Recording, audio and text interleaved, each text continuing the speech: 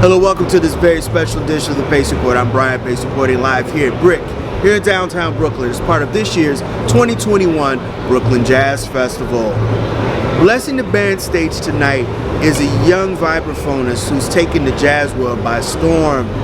Sasha is playing with her ensemble, playing music from her debut album Azalea. Now, over the last 5 years, this young lady has played with the likes of Tyshawn Sorey, as well as Nicholas Payton, and she studied at the famed New School here in Manhattan. Now, Sasha hails from the Bay Area, and she didn't start off playing the vibes. She started off playing the drums, but it's a very interesting story how she segued into playing the vibes. Tonight I had a chance to sit down and break bread with Sasha to talk about how she really came into terms with playing the vibraphones, as well as talk about and reflect on playing with the likes of Tyshawn Sorey and Nicholas Payton. So sit back, relax, and enjoy highlights. Miss Sasha live here at this year's 2021 BRIC Jazz Festival here at BRIC, here in downtown Brooklyn, as part of the Pace Report.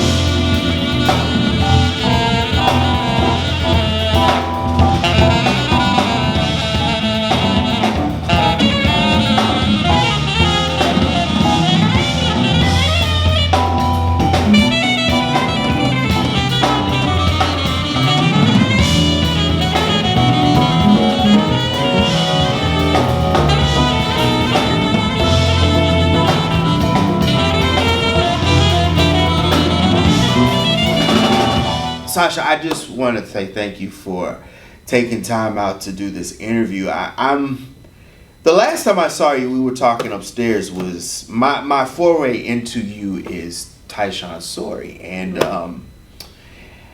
I'm noticing growth with this album Azalea, your debut record. And as a vibraphonist and as a musician and as a female, what were you trying to convey musically to your music fans out here?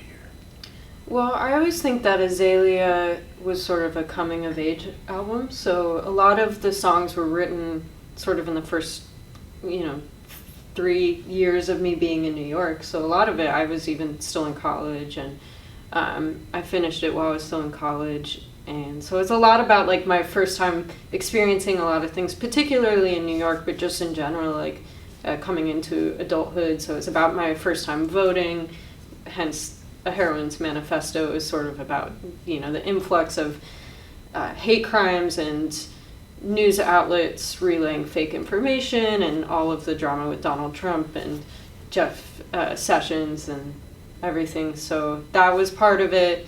Some of it was just about like moving to a new place. I had San Francisco Interlude is sort of about that transition from my hometown of San Francisco to New York, and how I always wanted to move to New York since I was maybe 12 or 13. And I remember I was in like a science class with my friend, and we're getting to know each other or whatever. The teacher has us do an exercise where we're like, if we were to see if we were to see each other in 10 years, what would be the conversation that we were having? And my friend, who eventually went on to be like a pro football player, had mentioned like, oh, I'm, in the NFL or something like that. And I had said, oh, I'm leading my quartet in New York City. And I was in the 8th grade at that time. And and I always knew that I wanted to go to New York. So I think it's a lot about, coming full circle with that, and then just also displaying a slew of different musical influences, because I grew up playing rock music and funk, and I didn't really get into jazz until 12 or 13, and that's when I started Vibraphone, and then that sort of, I guess, got integrated into like my past music, the stuff that I grew up listening to, and it all became, part of my sound. So I think, the album is not deliberately and specifically a jazz album. I think for me, creating music is more about just creating sounds that I like. But I would say because of the improvisation, because of, the way that some of the songs are structured, you have a head, you have a solo section, you go back to the head, that kind of thing is within the jazz idiom, and that's why it's called jazz. But I wouldn't really call it jazz, because I've just always grown up with such a large range of influences. So I'd say all of that is reflected in that album, and just sort of me taking my first steps into the music career that I always wanted to have.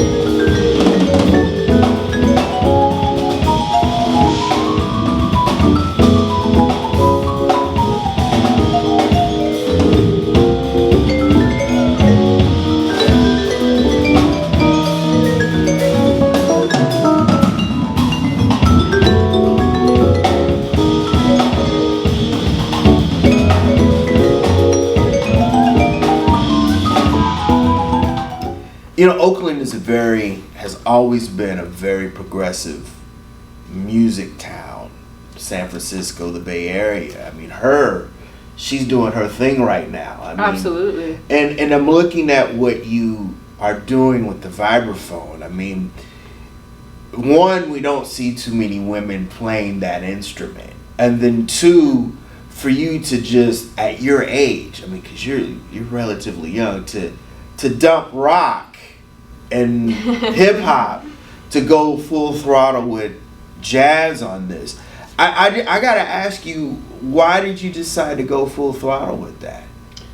Well, I think a lot of it has to do with the fact that I started playing the vibraphone, and when I initially knew about the vibraphone, I just associated it with jazz, because stereotypically that's the context we see vibraphone in. You know, like bass or drums, you can see it in all kinds of genres. So with vibraphone, I think for so long it predominantly just existed within the jazz world. So inevitably that was my first way into jazz, into, you know, the instrument was through jazz. But, you know, as I got older and I saw, you know, how people are capable of putting unconventional instruments in other genres and, you know, sort of, you know, taking down the walls of, or the constraints of genre, and, you know, what an instrument should sound like and how it should present sonically. That was really inspiring to me, and it definitely inspired me to integrate other genres and other sounds and stuff like that into, you know, my vibraphone playing, which is how I got into a lot of pedal work and electronic manipulation with the vibraphone. You know, that all kind of stems from my other influences, stuff like that. But I think because vibraphone is, you know, so primarily, you know, historically existed in jazz, that is inevitably where I started, and so it's my foundation on the instrument.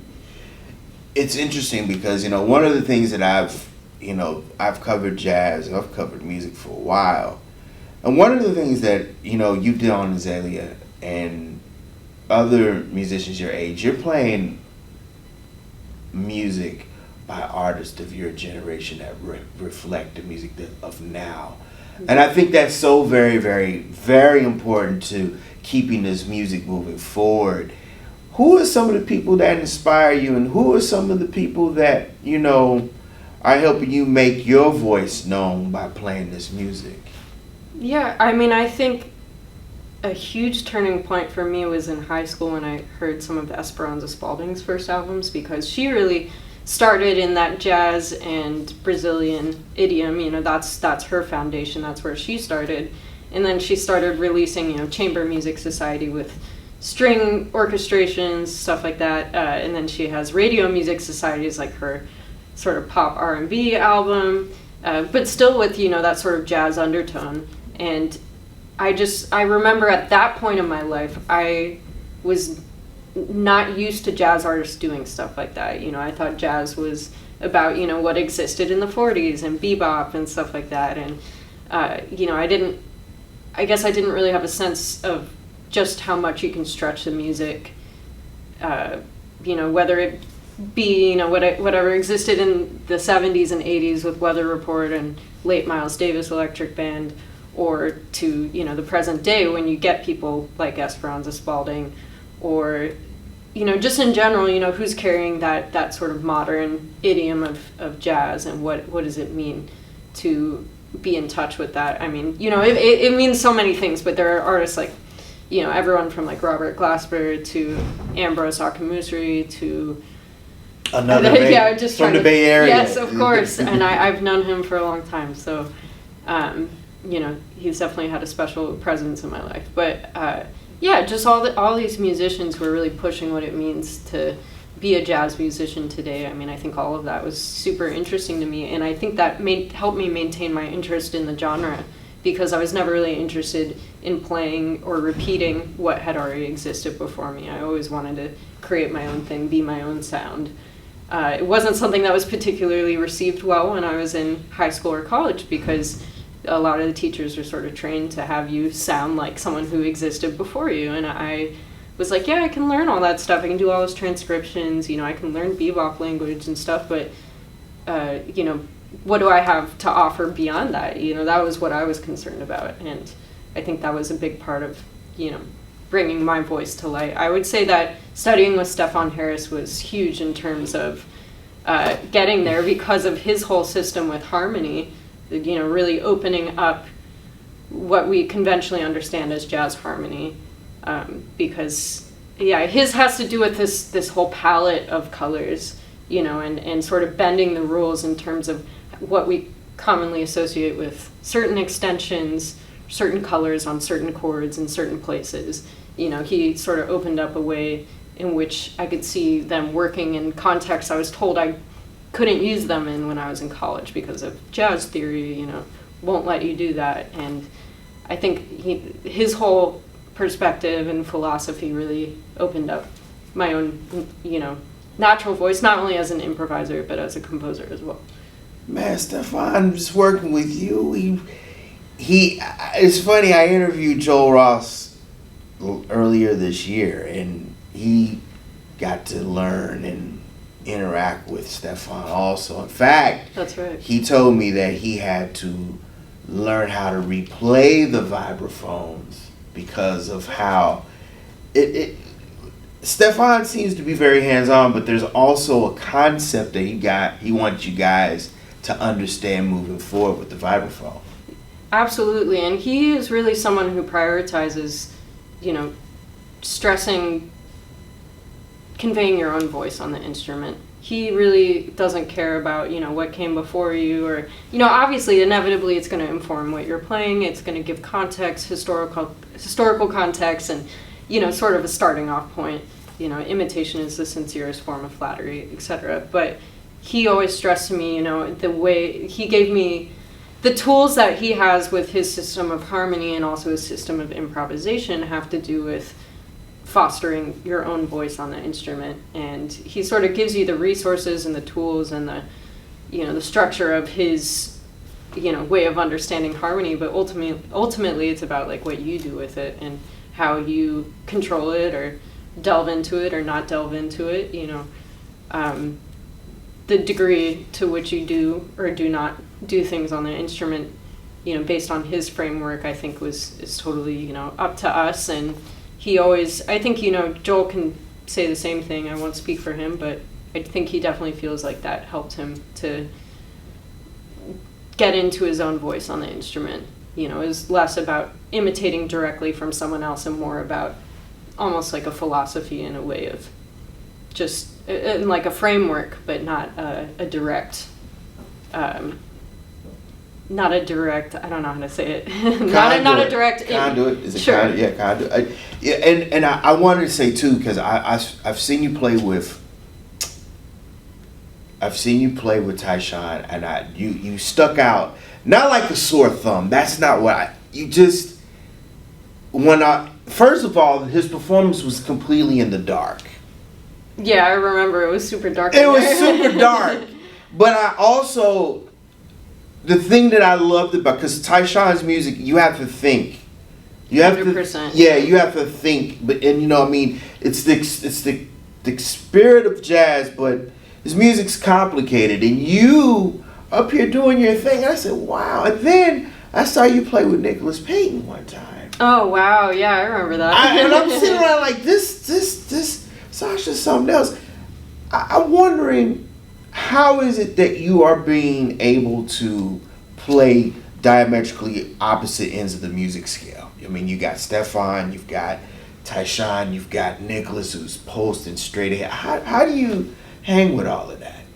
I think a huge part of it is shedding their music and their philosophies. They all have completely unique approaches to composition, to improvisation, to even what they think the music should be, which is not really something that I personally am concerned with. I think anyone should express themselves the way that they feel is natural to them. I don't think there's a right or wrong way to really play or go about music, but I think a lot of it had to do with understanding like what are Tyshawn's influences, how much he studied with Roscoe Mitchell or whoever it may be. Nicholas Payton's always constantly delving into different styles, different time periods of jazz, different musicians even who come from different time periods. He'll have someone like Ron Carter on his album, and then he'll have someone like I don't know, Emmanuel Wilkins play with him at Blue Note, which is what he did at that show that I was playing at. So I think he's really interested on touching on all of that stuff. And then Stefan, of course, has his own sound, and it definitely falls in this. I hate to use the term post-bop, but that might be a good term for that. And he's incorporated hip-hop, R&B, some classical, jazz. He's in fusion. Absolutely. He's done a very good job of articulating the vernacular of those types of styles into his, and that's what makes him very unique.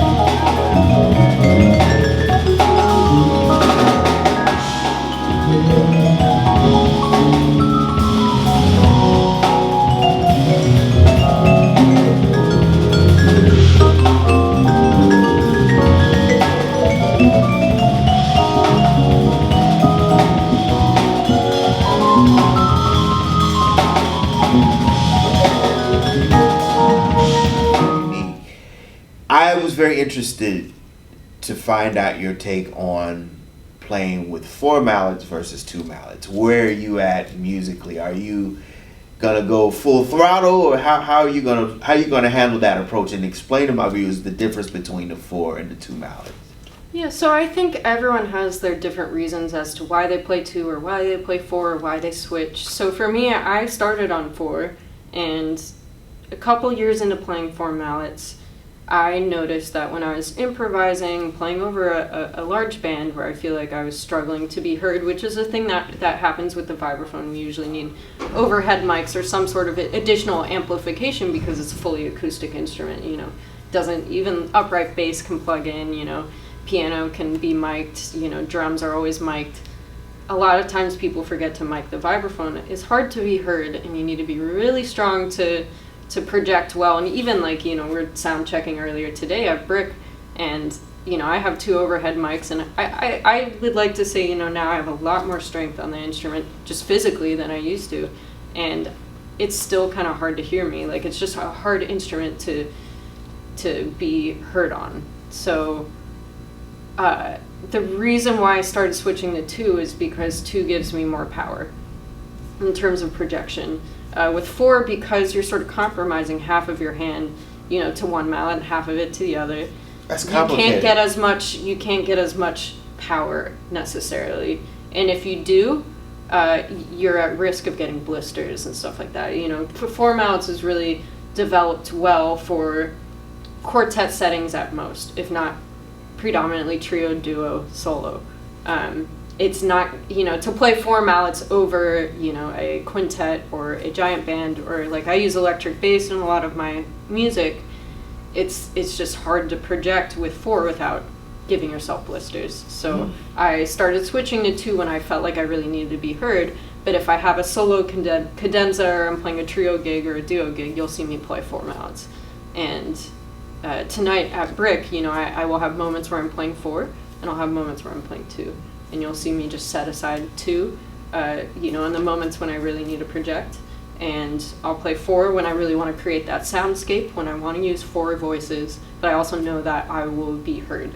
But I can't say that that's the case for everyone. Some people play 2 because that's what they're more comfortable with, because that's how they started. Some people play with 4 because that's how they started, and they just want to stick with that all the way. So everyone has their own reasons, but that's my reason for the switch.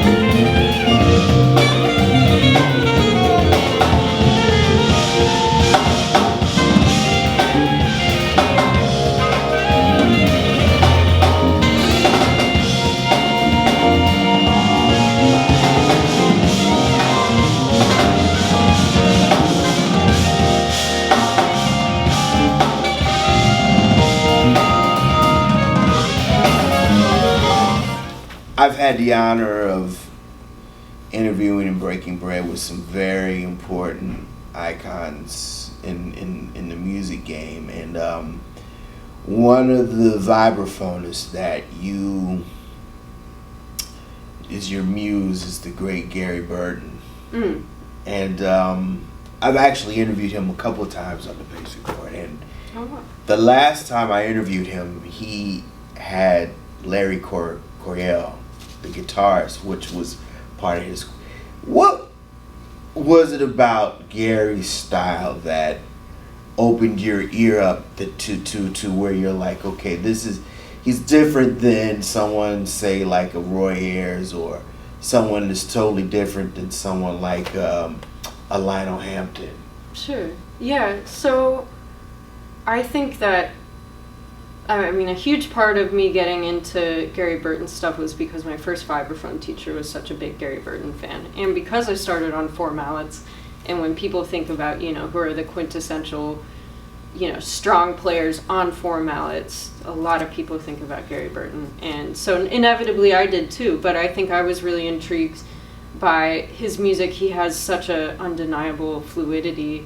And when it comes to, solo and duo playing in particular, it's hard to match what Gary Burton has done. I mean, it's really exceptional work. He gets around the instrument like that, one end to the other end. And, the vibraphone's a pretty big instrument. Granted, Gary Burton was very tall. But, the way he moved throughout the instrument, not only did it have a lot of soul, you see his body move with the instrument, but, it was so fluid. It was so beautiful. It was like chandelier-esque. And it just flowed so well. His technique was so good. He really used a lot of mallet dampening, which is a technique where you keep the pedal down, but you dampen the note with the mallet instead of the pedal, and it creates this nice, like, little smooth kind of sound on the instrument. It's hard to describe, but when you hear it, But you can definitely tell a Gary Burton. So, and some people have their own opinions about Gary Burton, whether or not they resonate with his music, but to me, in terms of, in particular solo and duo playing on the vibraphone with 4 mallets, his stuff is just unlike, anyone else I've ever heard. It's just a tremendous level of skill and commitment of navigating and interpreting songs for the vibraphone. I think the first time I heard, Chega de Saudade, No More Blues, done by Gary Burton, I was absolutely floored because I'd just never seen a vibraphone performance like that ever. It's really incredible, and he also was huge on developing independence in terms of lines on the instrument within each mallet, which is tricky. We know that on piano, but on vibraphone, to be able to pick apart, your first mallet from your fourth mallet, and to see that both of those have their own sort of integrity as musical lines, and to be able to do that on the vibraphone and to improvise in that way is extremely difficult, and is one of the things Gary Burton did really well. And it really inspired me to keep at it with 4 mallet, because I feel like you don't see it too much today. I mean, you do, but I feel like a lot of the front runners when it comes to vibraphone are 2 mallet players, maybe with the exception of like a Joe Locke or someone. But so I think it's the soundscape, it's the way the lines move together or apart from each other that I was like, I just want to, carry that in my playing somehow. Not all the time, but, for those calmer moments, for those moments when I don't have such a loud instrumentation. And it's so unfortunate he can't play anymore. I know. That really... It's a very sad story. Right. And the reason he can't play is because he was perfect pitch. He can't... Yeah, and then he had his cardiac arrest and lost it when he woke up. Yeah, that's rough. That's real crazy. Rough. You came to New York, and there's 3 major schools that people in New York come and study music. It's Juilliard, it's the New School, and I'm leaving out. Probably Manhattan School of Music. Manhattan School of Music, that's right. And you chose the New School. Mm-hmm. You had some fantastic instructors, musicians who are knee deep in jazz. And why did you choose that school versus the other three, and also Berkeley, which is right up the street in Boston? Yeah, I did think about going to Berkeley, but I mean, part of that has to do with me really wanting to be in New York. But certainly the instructors at New School are incredible, and they actually got better while I was there. So when I started, a lot of the teachers who really inspired me in the beginning, who I got the pleasure of working with, were like Matt Wilson was one of my first ensemble instructors, and he just has such a good energy. He's always such a positive energy to have, and I think music school has a reputation for being kind of dark, or being kind of strict, or kind of like a place where you're getting judged, and it was never like that with Matt. I mean, he'll always offer constructive criticism, but it wasn't from the point of view of like, because I want to make you cry, or I want to make you feel awful about yourself. Is because he wanted the best for you as a musician. He just wanted you to grow. He sees your potential, and he wants to have you tap into that. So that's definitely something I learned from Matt. I also did ensemble with Andrew Searle, which was amazing, and he also has a really interesting charm, and he only really speaks when he really needs to. So it's interesting. You'll get these little nuggets of advice, but a lot of times he is doing a lot of listening and sitting back and kind of taking in everything.